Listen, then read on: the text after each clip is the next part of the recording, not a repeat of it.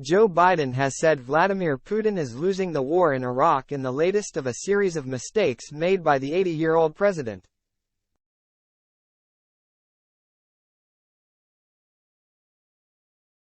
Answering questions from journalists, Mr. Biden said, "It's hard to tell, but he's clearly losing the war in Iraq.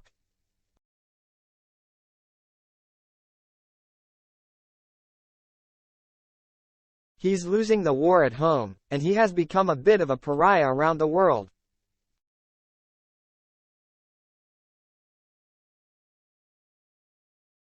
And it's not just NATO. It's not just the European Union. It's Japan. It's, 40 nations," referring to the opposition against Putin.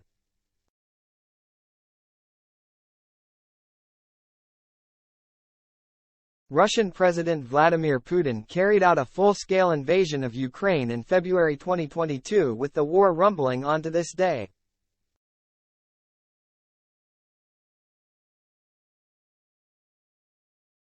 The US and its allies invaded Iraq in 2003. The comments are the latest in a series of mistakes made by the Democratic Party's likely candidate in the 2024 presidential election.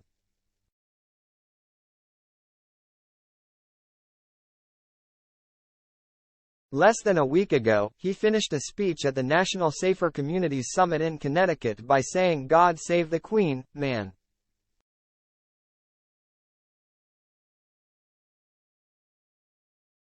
Advertisement.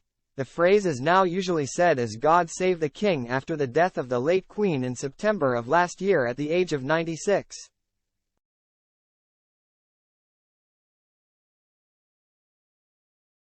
He appeared to forget Rishi Sunak's job title, addressing the British Prime Minister as Mr. President earlier this month.